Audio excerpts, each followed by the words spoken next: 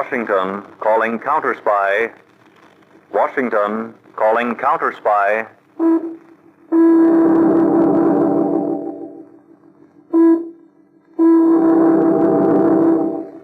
Washington, calling Counterspy.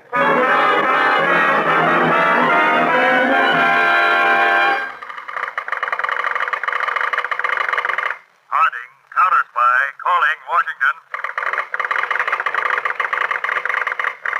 Harding, Counterspy, calling Washington.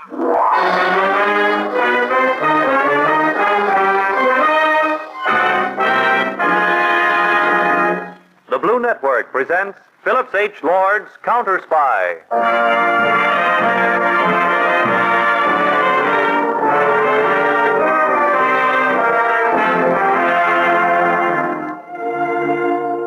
Backing our great Army and Navy at the front is our invisible army of United States counterspies who work quietly, effectively, and swiftly against the enemies in our midst.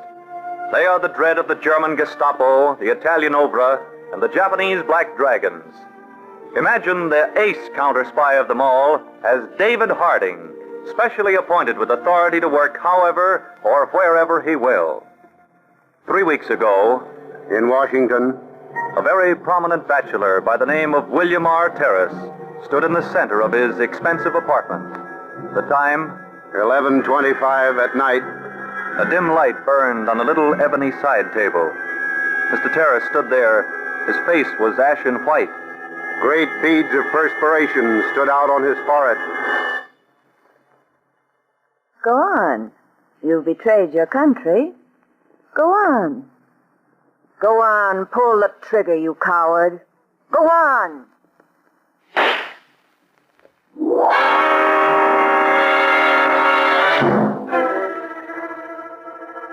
the editor to hold the press. William R. Terrace has just committed suicide in his living room. He left a note saying it was because of ill health.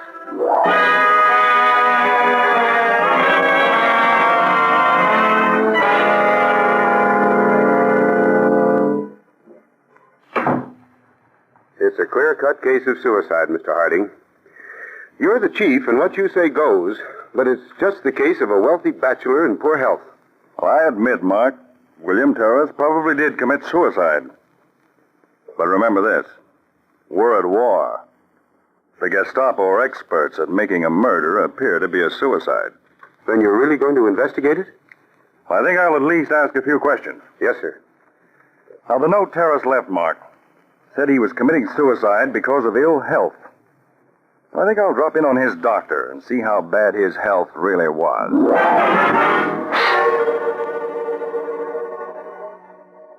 You would know, Doctor, if Mr. Terrace was in poor health. I was shocked at his suicide, Mr. Harding. From everything I know, Mr. Terrace was in perfect health. That's quite interesting. I think I'll go over to Mr. Terrace's bank and see if finances were worrying him.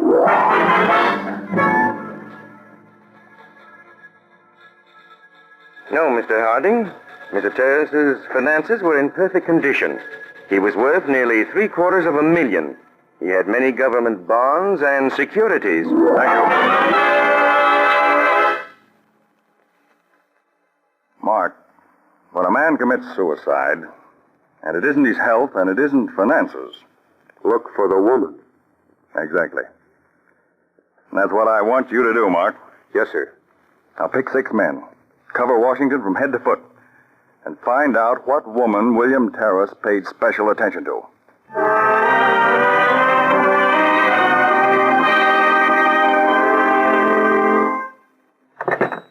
Yes? Mr. Harding, I've just completed that investigation. Man in question was spotless. Described as congenial, social, friendly, but never escorted any particular woman. Was known to be very proper and old-fashioned in ideals. All right, Mark, that ends that lead. Meet me later. I'm going to take a long chance and visit the accounting firm which checked Terrace's books.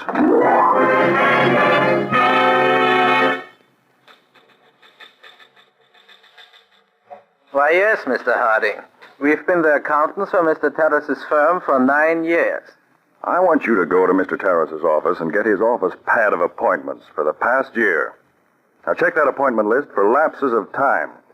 Then check those dates against his personal checks. And see what checks were made out during those periods of absences. This should tell us where Mr. Terrace was during those absences.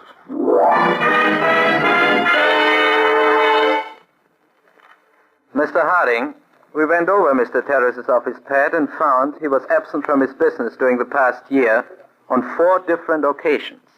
A week at each time. Good. Now, during those absences, did he make out any checks? His first absence corresponds with a check he made out at the Saratoga Hotel, Saratoga Springs. During Mr. Terrace's second absence, he made out a check at the clubhouse, Pine Hill, South Carolina. This third check was made out at a clubhouse, Atlanta, Georgia. Fine, thank you.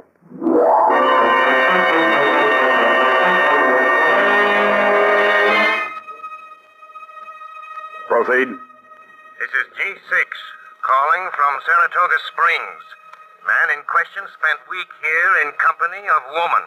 Dark complexion, about 31, expensively dressed, unusually attractive.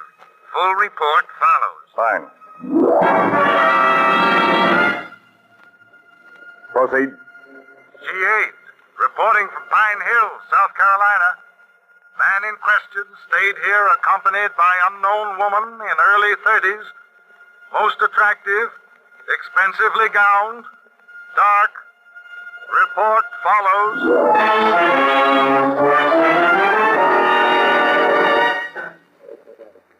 This is beginning to get very interesting, Mr. Harding.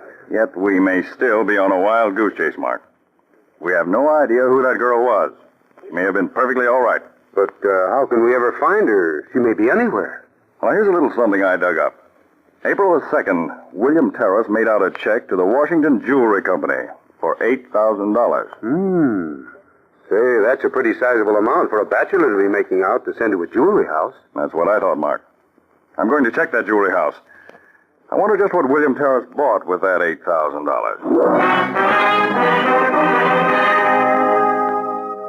Mr. Terrace bought a solitaire diamond ring, 10 1/2 carats, platinum setting, a woman's ring. We have no record that he said whom he was buying it for. That is all. Thank you. Well, Mark, now we know that Mr. Terrace bought a ring for some woman. But who is she? Where is she? Oh, that's a tough question, Mr. Harding. Well, let's put 2 and 2 together and try to make 5. Check all insurance companies, Mark. Yes? And see if within a few days after April the 2nd, any woman insured a ring for approximately $8,000. Say, that's clever reasoning.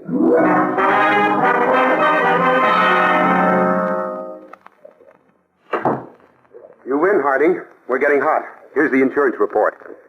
April 5th, a solitaire diamond ring, platinum setting, was insured for $8,000 by a Miss Avery Rollins of 1370 Lincoln Boulevard, Northwest, Washington. Rollins. Avery Rollins. That name's very familiar. She's high society, Mr. Harding. Lives with her uncle and aunt. Huh? Now, I got a report on her.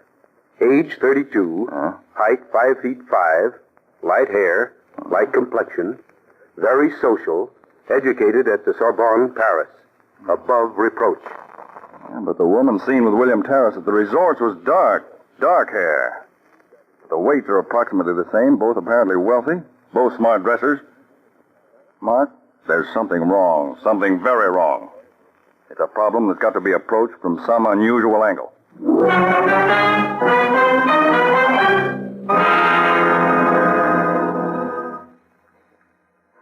Well, you have a very luxurious apartment here, Colonel Reynolds. Thank you, Mr. Harding. I'm pretty proud of it. Especially this library den. I'm here to make a very unusual request, Colonel. As you may know, I'm a United States counterspy. Yes, I do. Now, Colonel, you knew William Terrace personally, didn't you? Oh, yes. Was his suicide a bona fide suicide, Mr. Harding? Well, to be perfectly frank, Colonel Reynolds, I don't know. That's why I've come to you. I need the aid of a citizen, Colonel, prominent, who has some government responsibility. You're 48? That's correct. A bachelor? A confirmed one. You're a very handsome man. Oh, come now, come. Yes, and very fascinating to women. Now, wait a minute, Harding. No, this is very serious business. Now, you're chairman on the board for the new airplane formations and armor. Yeah? That makes you a very interesting person to certain other persons. Colonel, do you happen to know a Miss Avery Rollins? A very gorgeous woman, but I've never happened to meet her. She's usually surrounded by any number of admirers. Well, I'm going to arrange for you to meet her, Colonel Reynolds. And I'm going to ask you to make yourself just as interesting to her as possible. In fact, I'm going to ask you to try and make it even a constant attachment for a time. What? Oh, no, Harding, that's a little too much. I don't wish to get mixed up with women. Now, Colonel Reynolds, you could be the principal factor in possibly exposing one of the most cunning spy rings in this country today. You don't think Avery Rollins was in any way connected with Terrace's suicide? You don't think she's acting as a spy? That's what I want to find out, Colonel. Good Lord, Harding. I've arranged with Lady Keston to give a formal ball next Friday evening. I've given her a list of guests she's to include. Miss Rollins will be one. And I'd appreciate your being another and casually meeting her. Naturally, Rollins. Huh. Mr. Harding, under these circumstances, no man could refuse. I thought you'd feel that way, sir. Now, after you meet her, please don't try to contact me in any way. Leave it up to me to find out what you're doing.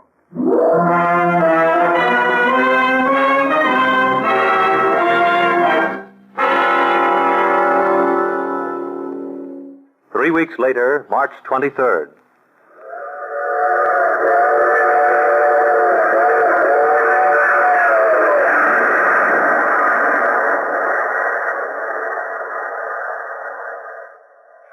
G6, the colonel boarded train at Washington. After an hour, was joined by a woman already on train. She is of dark complexion, expensively dressed, very attractive, black hair, height approximately 5 feet 5. Ticket reads Palm Springs. That is all. That's strange. That's not the description of Avery Rollins.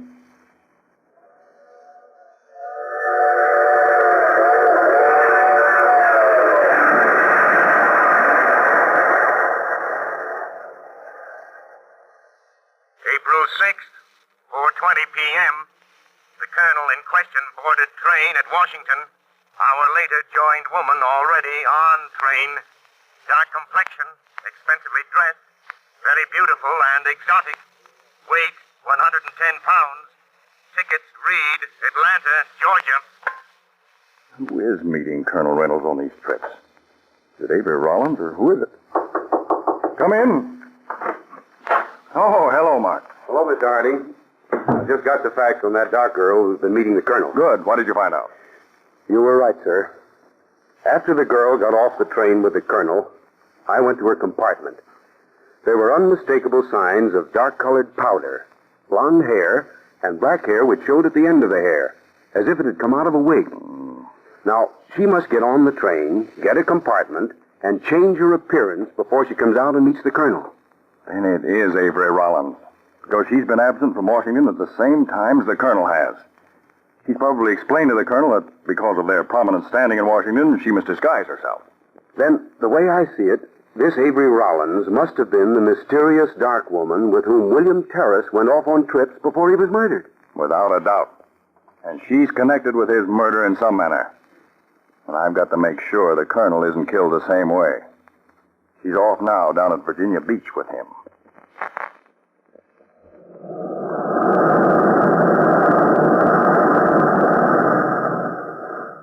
What a sunset, Avery. Beautiful. I love to lie on the beach after all the others have gone in. Look at those breakers on the sea.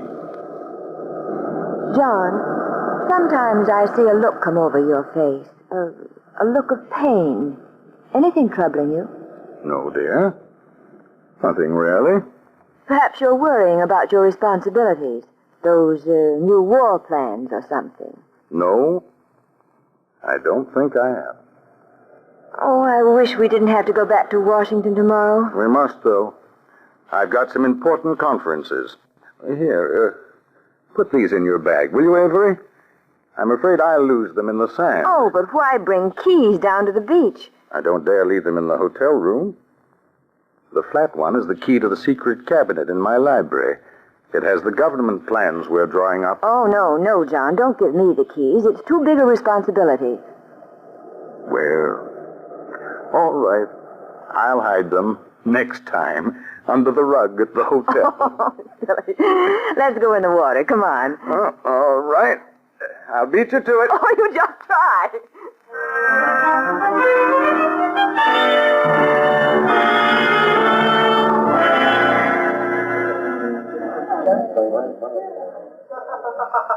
Oh, I was looking for you, Harding. Well, hello, Colonel Reynolds. Glad to see you. Sit down. Now, I thought it might be better for us to meet openly at the hotel here rather than for me to go again to your apartment. A good many things have happened since we last talked, Harding. Yes. And you've proved yourself a veteran. A professional counterspy. Couldn't have done better. Anything the matter, Harding? Well, I think the big moment's here. It's now or never. What shall I do? Now, I'd like to have you invite Miss Rollins up to your apartment Tuesday night for a formal dinner. Just you two. I'll try. You don't think, do you, Harding, Miss Rollins really is a spy? Yes, Colonel. I do. But I kept the key to my secret file where she could get it. Called her attention to it. Harding, tell me the truth. You don't think Miss Rollins was the girl who was with Terrace on those trips before he committed suicide? Yes. His blood is on her hands, Colonel. And probably the blood of a dozen other men. Now, Tuesday night, after you've had dinner, I wish you'd go with her into your library den for coffee. But under no conditions, Colonel, drink the coffee. Now, I'll casually drop in a little later. You intend to break her Tuesday night? If I can. And I hope I can. What's the matter, Colonel? You're white as a sheet. I'm all right. What? Can I get you something? No, What is it, Colonel? You can tell me. Harding, I love her. You don't mean that. Yes. Yes, I do mean it. I love her. Good heavens, man, you can't. But I do. I think she's innocent. She didn't try to copy the key. She's never tried to ask me questions about secret government affairs. But she's a murderess, Colonel. Take my word for it, the blood of Terrace is on her. She'd double-cross you in a second. I didn't realize how lonely I'd been. She's so clever, smart, beautiful, everything about her. I can't stand it. You're not thinking of doing what William Terrace did. No. No, not that. I guess I can see it through. I'm sorry, Colonel. Terribly sorry. I guess there's no more to be said. You'll go through with it tomorrow night, as planned. Yes. Now remember, do not drink any coffee that's poured. I wish I could say something, Colonel Reynolds. I feel for you from the bottom of my heart.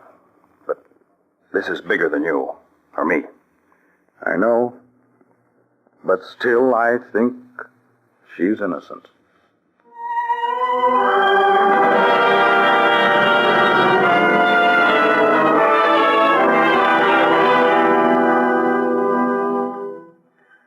Some more champagne, Avery? Please, John. That's a stunning evening gown. It blends right with your skin. Oh, flattered. Some more champagne for you, sir. Yes. And Martin. Yes, sir. Miss Avery and I will have our brandy and coffee in the library tonight. Yes, sir. And I'd like to have you remain this evening. Very good, sir. Oh, by the way, Avery, did you ever know William R. Terrace? Terrace? Wasn't he the man who committed suicide about 4 months ago? Yes. I've seen him, but I've never met him. Oh, awful thing, wasn't it? I've heard some people say it wasn't suicide. Yes, but you can't tell from rumors. Oh, like the silverware? Oh, you caught me looking at it, John. Yes, I do like it. Everything about this place, it's so tasteful. I had thought I was perfectly contented. But now it all seems so insignificant. To have something really worthwhile, you've got to have someone to share it with. I found the same thing true, John. Closeness and comradeship mean more than anything. Shall I have Martin serve the coffee and brandy in the library? Yes, do I finish? Let me help you.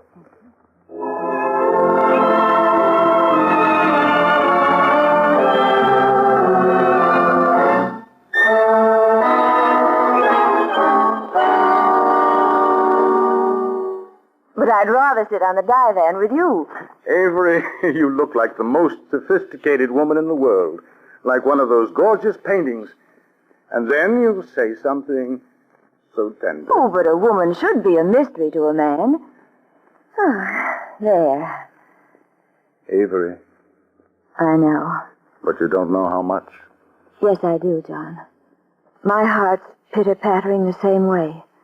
It has been ever since that last trip. Do you love me, Avery? Yes, John. Very deeply. Avery. Pardon me, sir, but Mr. Harding and his friend have called. Oh, yes. Yes, Martin, show them in. Certainly. Why did they have to come at just this moment? Well, Harding's a very good friend. I guess he's just dropping in. No, we were just on our way to the club. We thought we'd stop in, Colonel. Hello, Harding. Glad to see you. Have you met Miss Rollins? I don't believe I've had that privilege. Good evening, Miss Rollins. Good evening, Mr. Harding. Miss Rollins is a friend of mine, Mr. Mark. Good evening, Mr. Mark. It's a pleasure. And Colonel Reynolds, Mark. Good evening, Mr. Mark. Won't you join us in the Brandon coffee? No, thank you. We've just finished dinner. Sit down, gentlemen, and make yourselves comfortable. Thank you. Well, while you men chat, I think I'll go and freshen up a bit. We just finished dinner, a delicious dinner, Mr. Harding, but fried chicken, and you know what that does to the hand. Well, I've always maintained the only real place to really enjoy fried chicken was in the bath. Well, you men chat, and I'll be back in just a few moments, if you'll excuse me. Harding, it's all right to talk in front of Mr. Mark? Yes, Colonel. He's a counterspy in active service. Harding, it can't be true. She's too decent. I'm going crazy. Colonel Reynolds, I'm going to have to be brutal tonight. Ordinarily, I wouldn't operate this way. But I'm going to do everything I can to expose this right here in front of you. I believe I owe it to you. Tell me, Harding, she's really one of your agents working with you. Tell me that you suspected me and really did this so she could check on me. Tell me that. Ease my mind. The only way, Colonel, is to let this unfold. Now, would you ring for your butler, please? Why, yes. Yes. Harding, is it the butler you're really after? Tell me it's he and not Avery, isn't it? Colonel, I know how upset you are. I sympathize. But I can't change the facts. Now, don't say anything for a minute. Did you ring for me, sir? I believe the Colonel wanted you to pour some brandy for me. Yes, sir. Thank you, sir. This is a gun in your stomach. Don't move. Harding! Quiet, please, Colonel. Cuff his hands behind him, Mark. Tight. I've got him. Then he's the man you're after, not Avery. I believe he... Martin. There. Without his wig, he looks more natural, like his pictures. Your butler, Colonel Reynolds, is Herr Franz Beckman, one of the cleverest Austrian spies. I am not him. I do not know whom you are talking about. Colonel, when your butler was hurt by a car 6 weeks ago, you might be interested to know it was a plot. The man at the wheel of the car which ran down your butler was this man standing here. He wanted to pose as a butler so he could get in your house here. We've been checking on him for weeks. Here. Drink the coffee you served the Colonel. Drink it. Now, you don't like doped coffee, huh, Bergman? Please, Harding, Avery is coming back. I'll watch her when she comes in. I think she'll be pretty surprised. Is something the matter in here? Well, is that your butler? His hair is... Yes, Miss Rollins. We removed his wig. Why? Well, for the reason that he happens not to be a butler. But Herr Franz Beckman, a very noted Austrian spy. Spy? He's a spy? Yes. Quite a catch. Oh, I'm so glad you caught him. Mark, take Beckman over to the other side of the room. Come on, Hitler, or I'll lead you by the nose. Oh, John, you must feel terribly about this taking place in your apartment. Here, take this brandy. You look like a ghost. Thank you. Thank you, Avery. Thanks. Now, Colonel Reynolds, I have a record I'd like to play for you. Would you mind my using your machine? Why, no. No, the switch is right on the side of the radio. Right. It's just a short recording. I feel a little dizzy. I guess I'll sit here by you, Avery. Good. What kind of a record is it, Mr. Harding? What's the purpose of it? I believe that it'll be self-explanatory. It was made last night. There. The lines were spoken rather softly at the time, but I'll turn on the full volume so we won't miss anything. Here. Quick, get the camera ready. Oh, I can't find anything but personal papers. Oh, they must be there. The colonel told me himself. He kept them in the wall safe in his library. Yes, all right, but if we don't find them, you'll just have to keep on playing him. Oh, that old fool. I want to spit in his face every time I get near him. I can't stand to touch him. Oh, the plans are not here. Yeah, he has tricked you. But they must be there. We have failed tonight. But he'll probably put them in here tomorrow I night. hope tonight would be the last. Then I could break him and force him to commit suicide like terrorists. If he won't, we'll poison his coffee. Not so quick. Dog, it's vermin. I'll spit at you. I'll kill you. Avery, do you know what you're saying? You pig, you swine, let go of me. Fortunately, Colonel Reynolds, the plans weren't there, but if they had been, you wouldn't be alive tonight. She'd have worked on you till she'd gotten you to commit suicide. And I would have made him kill himself, just like I made Terrace kill himself. Shut up, you fool. Don't talk. Yeah, she'd have told you she'd gotten the plans, that you'd be disgraced. She'd have broken your heart. You'd have done what all the other men have done she's worked on. And I'd have laughed at the stupid dog. Colonel, her real name is Marie Schmitz of Hungary, a paid spy. She goes to the biggest bidder. This woman is one of the cleverest, if not the cleverest, paid woman spy in this country. And that butler of yours, Franz Berkman, is her husband. Take them away, Mark. The other agents are out in the front hall. Yes, sir. Keep your hands off me. Come on. I'm sorry, Colonel. But I had to strip it all down before you, so you'd never have any doubt. I didn't know. A person could be hurt quite this much. You may have saved the lives, Colonel, of thousands of our boys. I hope so. Come over here by the window for a minute. Would you, Colonel? Why couldn't she have been what I hoped she was? Look at those Marines swing along. You've done them and the boys like them a great service, Colonel Reynolds. No one will probably ever know about it. But you will. And I will. Let's open the window.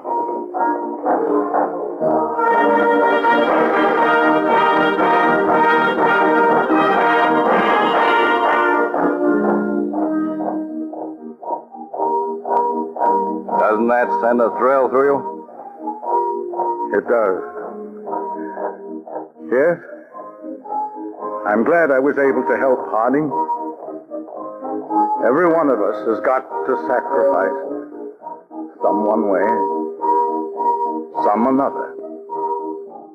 I guess this way is mine.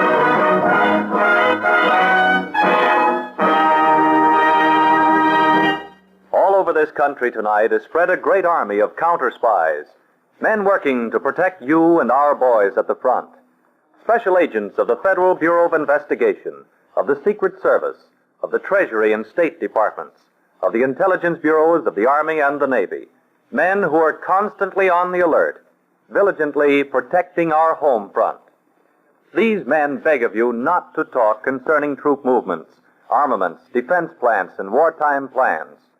There are many leeches, enemy agents, just waiting to pounce on every little scrap of information so their experts can piece it together into a big, compact picture of our war efforts. Next Monday evening, Counterspy David Harding will be on the air. Tell your friends, invite them to listen in to these exciting dramatized cases portrayed weekly at this time.